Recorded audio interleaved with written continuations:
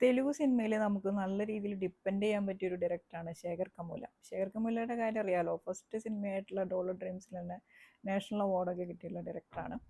അപ്പോൾ കമുലയുടെ ഏറ്റവും ലേറ്റസ്റ്റ് ഫിലിമാണ് കുബേര. തമിഴിലും തെലുങ്കിലും എടുത്തിട്ടുണ്ട്.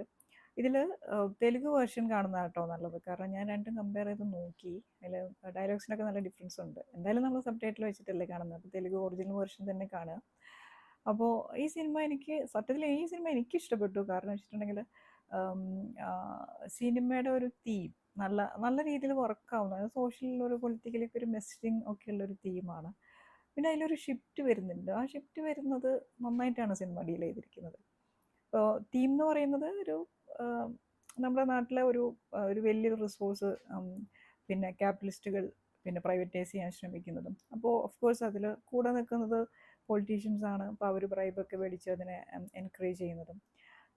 പിന്നെ അതിൻ്റെ താഴെ നിൽക്കുന്ന ഒരു ഒരു സംഭവം, അതായത് ബിനാമി മാഫിയ. അപ്പോൾ ഇതെങ്ങനെയാണ് വർക്ക് ചെയ്യുന്നത്, ഇതുപോലുള്ള വലിയ ബിഗ് ട്രാൻസാക്ഷൻസിൻ്റെ കാര്യത്തിൽ ബിനാമികൾ, അതായത് വളരെ അണ്ടർ പ്രിവിലേജ്ഡ് ആയിട്ടുള്ള കമ്മ്യൂണിറ്റികളെ ഉപയോഗിച്ചുകൊണ്ട് ഇവരിത് എങ്ങനെയാണ് ചെയ്യുന്നത്, എന്നിട്ട് ഇതൊക്കെ ചെയ്തതിന് ശേഷം ഇവർക്ക് എന്ത് സംഭവിക്കുന്നു. അപ്പോൾ ഇതിലെ ഈ ഒരു കമ്മ്യൂണിറ്റി 3 ക്ലാസ് ആട്ടോ ഈ സിനിമയിൽ വരുന്നത്. ഒന്ന് അപ്പർ ക്ലാസ്, മിഡിൽ ക്ലാസ്, അതുപോലെ തന്നെ ഈ ബർഗേഴ്സ് കമ്മ്യൂണിറ്റി, ഏറ്റവും അണ്ടർ പ്രിവിലേജ്ഡ് ആയിട്ടുള്ള ലോവസ്റ്റ് ആയിട്ടുള്ള സ്ട്രാറ്റയിൽ വരുന്ന ആളുകൾ.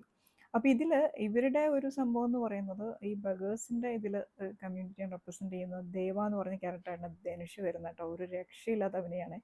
കാരണം ധനുഷ് എൻ്റെ ഫസ്റ്റ് ഷോട്ടിൽ നമ്മൾ കാണുമ്പോൾ തന്നെ നമുക്ക് എന്തെങ്കിലും മേടിച്ചു കൊടുക്കാൻ തോന്നും. ആ രീതിയിലാണ് ധനുഷിൻ്റെ ഒരു അറ്റയറും പിന്നെ നിൽക്കുന്നതും ആളുടെ ഒരു കംപ്ലീറ്റ് മാനറിസംസും സംസാരിക്കുന്ന രീതിയും ഒക്കെ നമുക്ക് ഈ സിമ്പതി ഇങ്ങനെ ഉണ്ടാക്കുന്ന രീതിയിലാണ്. നല്ല രീതിയിൽ ചെയ്തിട്ടുണ്ട് കേട്ടോ. ധനുഷ് ഒരു നല്ല നടനാണ്, പറയാതിരിക്കാൻ വയ്യ. എനിക്ക് നന്നായിട്ട് ഇഷ്ടപ്പെട്ടു. അതുപോലെ തന്നെ നാഗാർജുന ഇതിൽ ഒരു പ്രത്യേക റോളിലാണ് വരുന്നത്. സിസ്റ്റത്തെയൊക്കെ ആദ്യം വളരെയധികം ജസ്റ്റിസിൽ ജീവിക്കുകയും പിന്നെ അത് മാറി നേരെ ഉൾട്ടാവുന്ന ഒരു ക്യാരക്ടറൊക്കെ ആയിട്ട്. പക്ഷേ നാഗാർജുന നല്ല റിയലിസ്റ്റിക് ആയിട്ട് ചെയ്തിട്ടുണ്ട്. കൂടെ അതിൻ്റെ ക്യാപിറ്റലിസ്റ്റ് വേർഷനായിട്ട് നമ്മുടെ ജിം സെർബാണ് അഭിനയിക്കുന്നത്. ജിമ്മിൻ്റെ അഭിനയം എനിക്ക് ഇഷ്ടപ്പെട്ടു. ഹരീഷ് പാരഡി വരുന്നുണ്ട്. ഹരീഷ് പാരഡിക്ക് നല്ല റോളാട്ടോ, നന്നായി ചെയ്തിട്ടുണ്ട്. പിന്നെ ഇതിലൊരു ഫീമെയിൽ ക്യാരക്ടറേ ഉള്ളൂ, അത് നമ്മുടെ രശ്മിക മന്ദാനിയാണ്. രശ്മിക മിഡിൽ ക്ലാസ് ആയിട്ടുള്ള ഒരു വളരെ ഡീഗ്ലാമറൈസ് ചെയ്തിട്ടാണ് ഇതിൽ അഭിനയിച്ചിരിക്കുന്നത്.